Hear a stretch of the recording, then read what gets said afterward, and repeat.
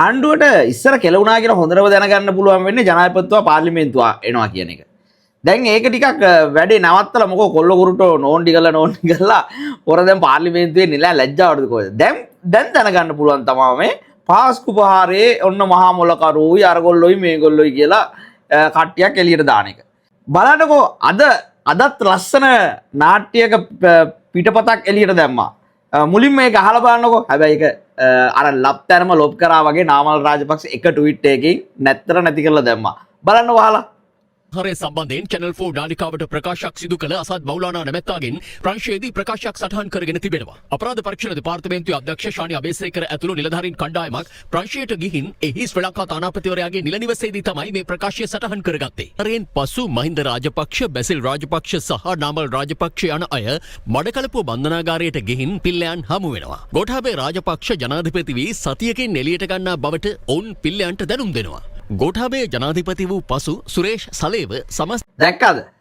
දැන් මේ දිලීප පීරිස් මහත්තයා කියනවා අර ප්‍රංශයට ගිහිල්ලා මෙයාලා මාර ලොකු දෙයක් හොයාගෙන මේ අර පිල්ලයන්ගේ ලේකම් කෙනෙක් කියලා කෙනෙක් channel පෝ කියන පොර මාධ්‍ය ආයතනයකට වොයිස් කට්ටයක් දීලා ඒක පට්ටපල් බොරුවක් කියලා හොඳටම අතේපත් වෙලා තියෙද්දි ආයි අපේ රටේ සල්ලි වියදම් කරලා ප්‍රංශයට ගිහිල්ලා ඔය කියන ලේකම් හම්බෙලා හොයාගෙන තියෙන ලොකු වැඩක් තමයි මේ නාමල් රාජපක්ෂයි මහින්ද රාජපක්ෂයි බැසිල් රාජපක්ෂයි පිල්ලයන්ව බලන්න බන්ධනාගාරයට ගියා කියන එක.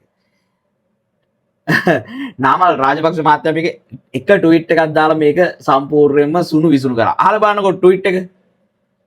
CX පනිවුඩේ මගින් නාමල් රාජපක්ෂ මහතා පෙන්වා දෙන්නේ 2018-2019 කාල සීමාවේදී බන්ධනාගාරගතව සිටි සිවනි සතුරේ චන්ද්‍රකාන්තන් හෙවත් පිල්ලයන් හමුවීමට තමන් ගිය අතර ඒ කිසිසේත් රහසක් නොවන බවයි.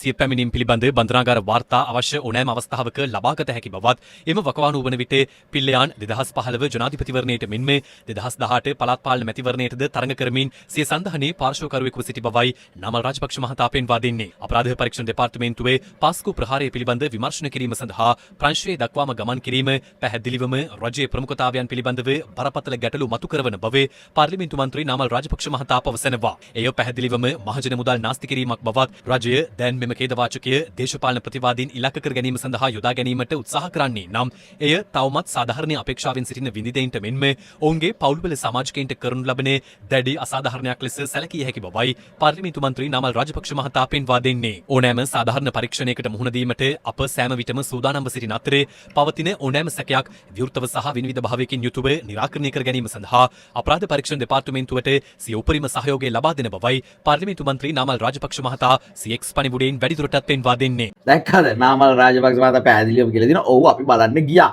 හරිද? ඒ වෙලාවේ සන්දානගත කෙනෙක් තමයි පිල්ලයන්. අනික මේ ජෙප්පෝ මේ යුද්ධේ පවතිනකොට මේ සම්පූර්ණ මේක විනාශ කරන්න කරපු එක පිල්ලයන් කියන්නේ ඇත්තටම යුද්ධ ජයග්‍රහණයට දුන්න සෑහෙන ලොකු රුකුලක් දුන්න පුද්ගලයෙක්. LTT කඩාගෙන ඇවිල්ලා තමන්ගේ ජාතිය පාවලා දීලා මේ රට වෙනුවෙන් ආපු පුරක්. හරිද? පුද්ගලයෙක්. එතකොට ඒ මිනිස්සයව ඇත්තටම බලන්න යන්න ඕනේ. මේ ජෙප්පෝ තමයි අර යන කාලේ මේ ආණ්ඩුව වට්ටන්න මේ අයවැයට විරුද්ධව ඡන්ද දෙන්නයි යාළගේ පත්තරෙන් ප්‍රභාකරන් පැනලා ගිහිල්ලා කියලා දාන්නයි ඔහොමම කතන්දර බොරු මැව්වේ. එතකොට එහෙම තියෙද්දි මේ පිල්ලයන් කියන්නේ ඇත්තටම ලංකාවේ නියම ශ්‍රී ලාංකිකයෙක්. එතකොට අනිත් එක මේක මේ බලන්න ගියා කියන එක මාර ලොකයක්. මෙන්න බලන්න මේ තියෙන්නේ මහින්ද රාජපක්ෂ ප්‍රසිද්ධියේ නිවුස් මීඩියාත් එක්ක පිල්ලයන්ව බලන්න ගියේ මේ 2019 10 වෙනි මාස 27 බලන්නකෝ.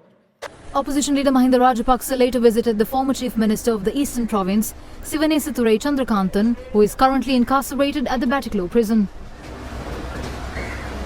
He later expressed his views to media.